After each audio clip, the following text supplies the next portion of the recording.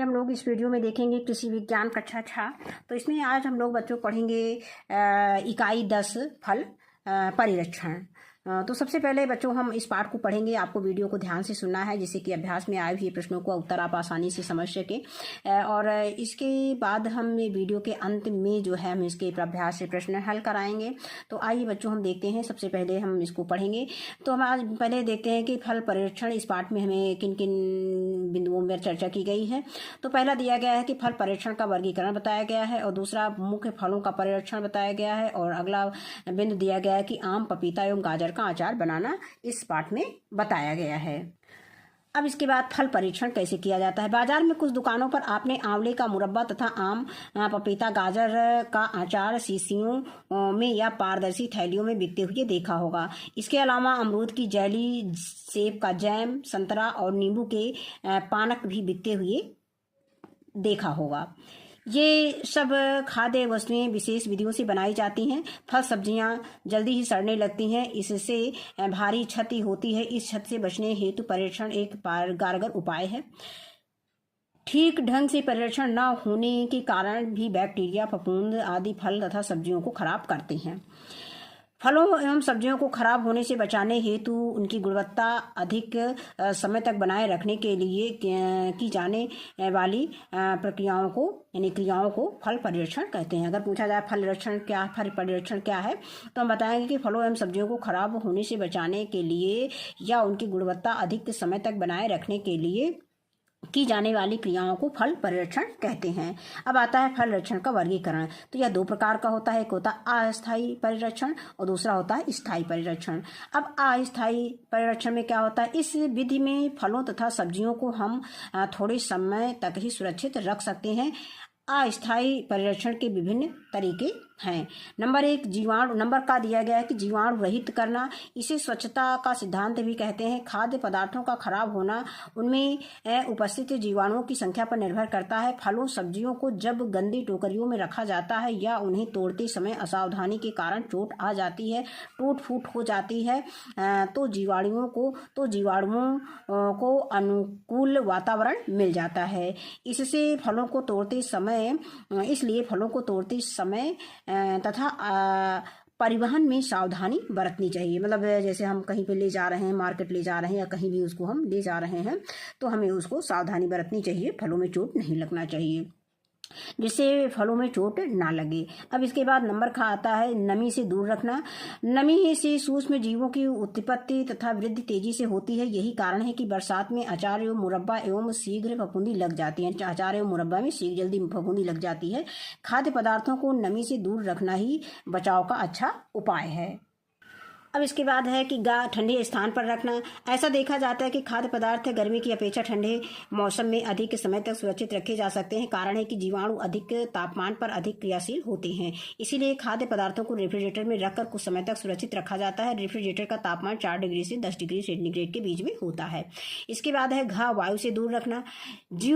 वायु जीवाणुओं में के वृद्धि में सहायक होते हैं। खाद्य पदार्थों को वायु से दूर रख कर खराब होने से बचाया जा सकता है। इसी सिद्धांत पर डिब्बा बंदी यानी कैनिंग में हवा को डिब्बे से निकाल कर फलों तथा सब्जियों को सुरक्षित रखा जाता है। इसके बाद आता है स्थायी परिरक्षण कौन से होते हैं।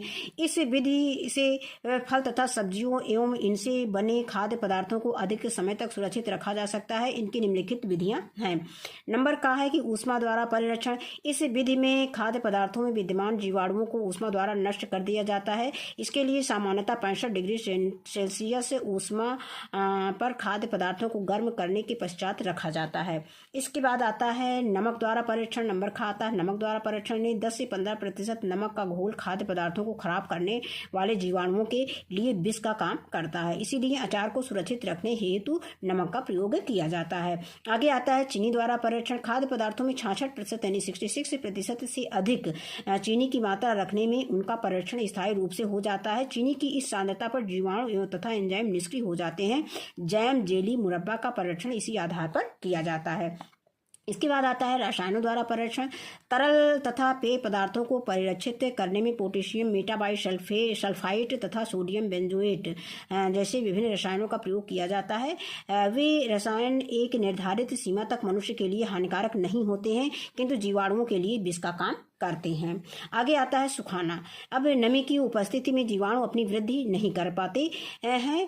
खाद्य पदार्थों को धूप में या बिजली के उपकरणों द्वारा सुखाकर परिरक्षित किया जाता है। सुखाने से घुलनशील ठोस पदार्थ गाढ़े रूप में आ जाते हैं। अब इसके बाद हम पढ़ेंगे मुख्य फसलों का परिरक्षण कैसे करेंगे। मुख्य फसलों से बने खाद्य पदार्थों का विवरण निम्नलिखित है। तो जैसे नंबर 1 में दिया गया है आम। आम को हम कैसे कैसे परिरक्षण करेंगे। जैम बना लेंगे, पेय पदार्थ बना लेंगे, अचार, मैंगो केक और आमचूर बना करके इसका हम परिरक्षण कर सकते हैं। इसके बाद अमरूद की हम जेली बना के रख सकते हैं, शरबत है, टॉफी आदि बना सकते हैं। इसी तरह से हम आंवला का परिरक्षण कैसे करेंगे, तो मुरब्बा है, जूस है, लड्डू है, टॉफी, अचार आदि बनाकर इसका परिरक्षण करेंगे। नींबू वर्गीय फलों में शरबत, कार्डियल और पानक, अचार आदि के रूप में इसको परिरक्षण कर सकते हैं। सेब को हम जैम, शरबत, डिब्बा बंदी आदि के रूप में प्रयोग कर सकते हैं। कैंडी भी बना सकते हैं इसका। और इसके बाद आता है कि अंगूर को पेय पदार्थ, किशमिश आदि। यहाँ हम केवल आम, पपीता एवं गाजर से अचार बनाने की विधि का अध्ययन करेंगे। तो मतलब आपके यहाँ कक्षा 6 में केवल आम, पपीता और गाजर के अचार की विधि ही उसमें है, पाठ्यक्रम में है, शामिल है। तो अचार हम कैसे बनाते हैं। जैम, जेली, मुरब्बा की तुलना में अचार का प्रयोग भोजन में अधिक होता है। कोई ऐसा घर नहीं मिलेगा जहां अचार ना खाया जाता हो। अचार स्वादिष्ट व पाचक होता है, यह भूख भी बढ़ाता है। बाजार में अचार की बहुत मांग रहती है। अचार का व्यवसाय करके आय बढ़ाई जा सकती है।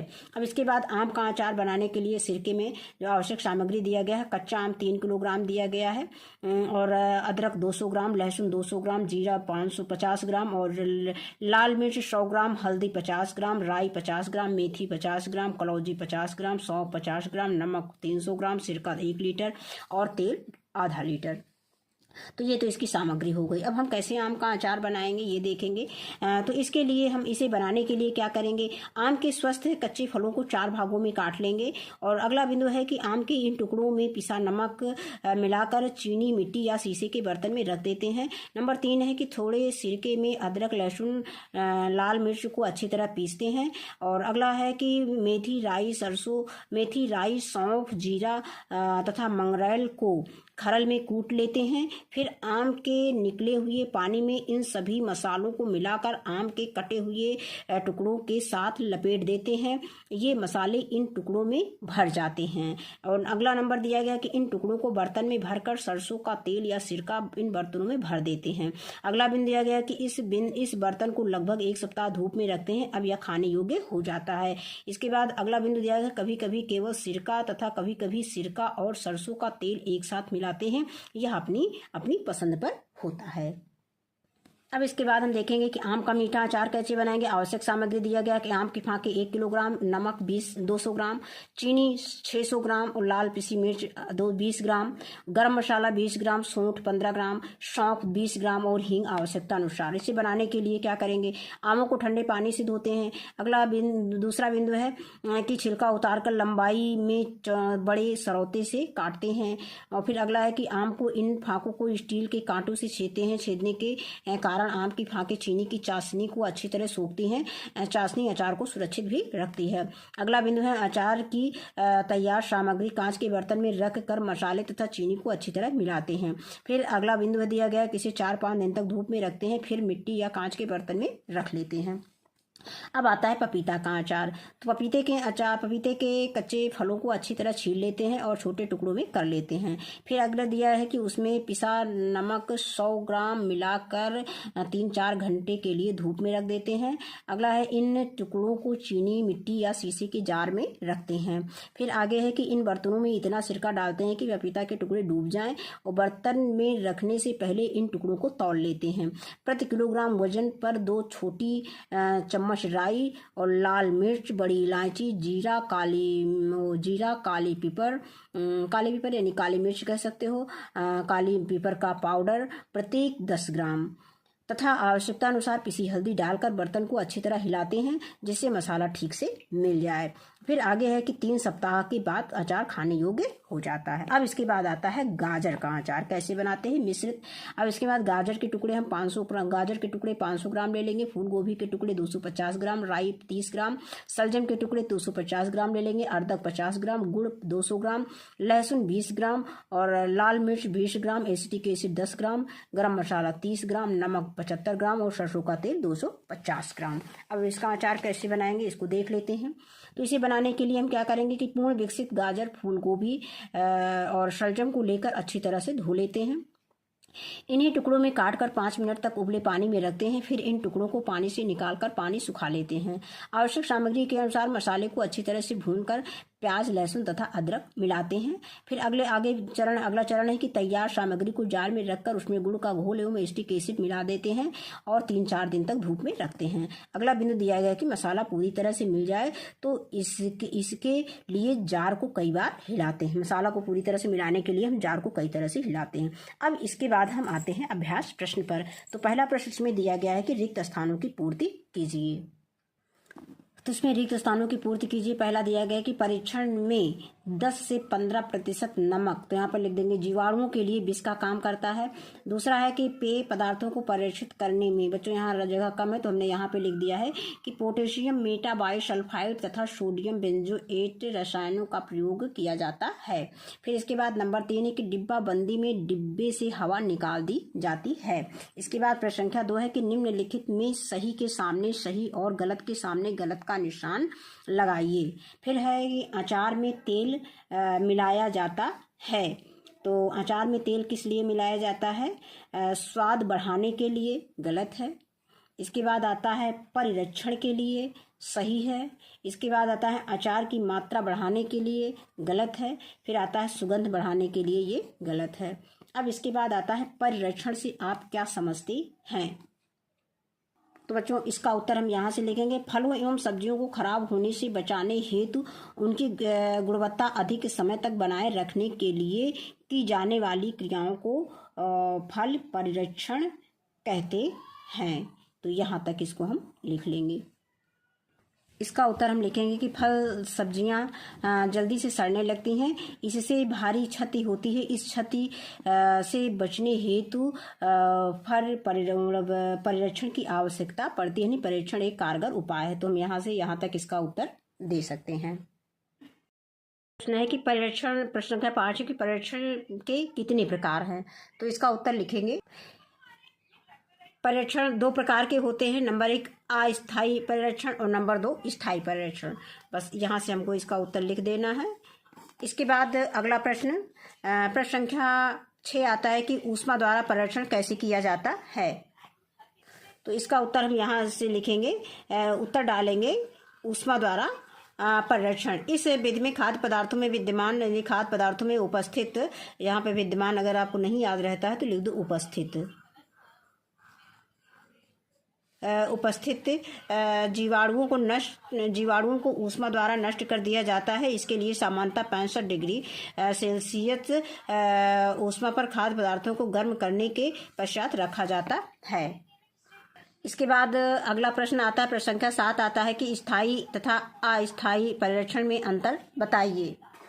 प्रश्न संख्या 7 का उत्तर लिखेंगे कि स्थायी और अस्थायी परिरक्षण में अंतर बताइए। तो इसका उत्तर लिखेंगे, पहले हेडिंग डालेंगे स्थायी परिरक्षण। स्थायी परिरक्षण ऊष्मा द्वारा, नमक द्वारा, चीनी द्वारा, रसायनों द्वारा तथा सुखाना आदि से होता है। फिर अस्थायी परिरक्षण, इसमें वस्तुओं को जीवाणु रहित करना, नमी से दूर रखना, ठंडे स्थानों में रखना या डिब्बाबंदी करना आदि होता है। इसके बाद अगला प्रश्न आता है, प्रश्न संख्या 8 की आम का अचार सिरके में कैसे तैयार किया जाता है। इसका उत्तर लिखेंगे कि आम के कच्चे फलों को 4 भागों में काट लेते हैं, नमक मिलाकर शीशे के बर्तन में रखते हैं, अदरक, लहसुन व लाल मिर्च को सिरके में पीसते हैं, मेथी, राई, सौंफ, जीरा तथा मंगरेल को खरल में कूट लेते हैं। फिर आम के निकले हुए पानी में इन सभी मसालों को मिलाकर आम के टुकड़ों से लपेटते हैं। सरसों का तेल या सिरका इन बर्तनों में भर देते हैं। 1 सप्ताह धूप में रखते हैं। अचार खाने योग्य हो जाता है। ये उत्तर हमने 60 में बता दिया है। ये किताब में भी दिया गया है कि आम का अचार सिरके में कैसे बनाएंगे। तो इसके लिए आवश्यक सामग्री अगर आपको याद है तो आप बच्चों इसको लिख भी सकते हो। इसको याद कर लो, याद करने के बाद सामग्री लिख दो। इसके बाद इसकी बनाने की विधि इस तरह से जैसे किताब में दिया गया है इस तरह से आप लिख सकते हो। तो चूंकि वीडियो बहुत लंबा हो जाएगा इसलिए हम इसको आप किताब में पेज संख्या अगर आप 81 पे जाएंगे तो सिरके के द्वारा आम का अचार बनाने की विधि दिया गया है, उसमें आप इसको लिख सकते हैं। अगला प्रश्न दिया गया है कि पपीते का अचार बनाने की विधि का वर्णन कीजिए। तो उत्तर लिखेंगे कि पपीता का अचार बनाने की विधि। फिर लिखेंगे नंबर 1, पपीते के कच्चे फलों को अच्छी तरह छील लेते हैं और छोटे छोटे टुकड़े कर लेते हैं। नंबर 2, उसमें पिसा 100 ग्राम नमक मिलाकर 3-4 घंटे के लिए धूप में रखते हैं। नंबर 3 है, इन टुकड़ों को चीनी मिट्टी या शीशी के जार में रखते हैं। नंबर इसको हम 1, 2, 3, 4, 5, 6 और 7 नंबर डाल लेंगे। अब लिखेंगे कि इन टुकड़ों को चीनी मिट्टी या शीशे के जार में रखते हैं। नंबर 4 है कि इन बर्तनों में इतना सिरका डालते हैं कि पपीते के टुकड़े डूब जाएं। नंबर 5 है कि बर्तन में रखने से पहले इन टुकड़ों को तौल लेते हैं। फिर नंबर 6 है कि प्रति किलोग्राम यानी 1 किलोग्राम पर आपको कितना मसाला डालना है। 2 छोटी चम्मच राई, लाल मिर्च, बड़ी इलायची और जीरा, काली मिर्च, काली पीपर का पाउडर। काली पीपर मतलब यहाँ पे काली मिर्च से है। काली पीपर मीन क्या होता है, काली मिर्च होता है। काली मिर्च का पाउडर प्रत्येक 10 ग्राम तथा आवश्यकता अनुसार पिसी हल्दी डालकर बर्तन को अच्छी तरह से हिलाते हैं जिससे मसाला मिल जाए। अब इसके बाद नंबर 7 पर 3 सप्ताह बाद अचार खाने योग्य हो जाता है। तो इस तरह से अचार की ये विधि, पपीते के अचार की विधि आप लिख सकते हैं। फिर इसके बाद आगे दिया गया कि आम का मीठा अचार कैसे तैयार किया जाता है। तो बच्चों अगर आप आम का मीठा अचार बताते हो, अगर आप उसकी आवश्यक सामग्री सहित तो उसको बनाने की विधि लिख दोगे तो आपको पूरे में पूरे नंबर मिलेंगे। तो आप इस तरह से, और वैसे तो आप 60 में भी लिख सकते हो, हम 60 में भी बता देंगे। तो आम का मीठा अचार बनाने के लिए आवश्यक सामग्री हमारे लिए आम के फाँके जो है 1 किलोग्राम होना चाहिए, नमक 200 ग्राम, चीनी 700 ग्राम और लाल मिर्च पीसी 20 ग्राम, गरम मसाला जो है ये 20 ग्राम और सौंठ 15 ग्राम, सौंफ 20 ग्राम और हींग आवश्यकता अनुसार। इसे बनाने की विधि क्या है, सबसे पहले हम क्या करेंगे, नंबर 1 आम को ठंडे पानी से धो लेते हैं। इसके बाद नंबर 2 पे छिलका उतारकर लंबाई में बड़े सरौते से काट लेते हैं। नंबर 3 है आम के इन फांकों को स्टील के कांटे से छेद लेते हैं। यहीं तक लिखेंगे, आगे नहीं लिखेंगे। फिर इसके बाद जो है नंबर 4 में लिखेंगे अचार की तैयार सामग्री कांच के बर्तन में रख कर मसाले तथा चीनी को अच्छी तरह मिलाते हैं। और नंबर 5 में लिख देंगे कि इसे 4-5 दिन तक धूप में रखते हैं, फिर मिट्टी या कांच के बर्तन में रख लेते हैं। इस प्रकार से आम का मीठा अचार तैयार हो जाता है। बच्चों इसको आप इस तरह से भी लिख सकते हो कि आम का मीठा अचार हेडिंग डाल लेना। इसे बनाने के लिए आवश्यक सामग्री फिर लिखेंगे आम के फांके 1 किलोग्राम, नमक 200 ग्राम, चीनी 600 ग्राम, लाल मिर्च पीसी 20 ग्राम, गरम मसाला 20 ग्राम, सौंठ 15 ग्राम, सौंफ 20 ग्राम और हींग जो है थोड़ा सा। बनाने की विधि है, आमों को ठंडे पानी से धोते हैं, छिलका उतारकर लंबाई में सरौते से काट कर फांकों को स्टील के कांटों से छेदते हैं। आम की फांके चीनी की चाशनी को अच्छी तरह से सोखती हैं। चाशनी अचार को सुरक्षित रखती है। कांच के बर्तन में रखकर मसाले और चीनी को अच्छी तरह मिलाते हैं। इसे 4-5 दिन धूप में रखते हैं। तो बस इस तरह से हम इतनी विधि लिख सकते हैं। इस प्रकार से आम का मीठा अचार तैयार हो जाता है। तो बच्चों ये पाठ हमारा यहीं पे समाप्त होता है। इस वीडियो में बस इतना ही। वीडियो देखने के लिए बहुत बहुत धन्यवाद।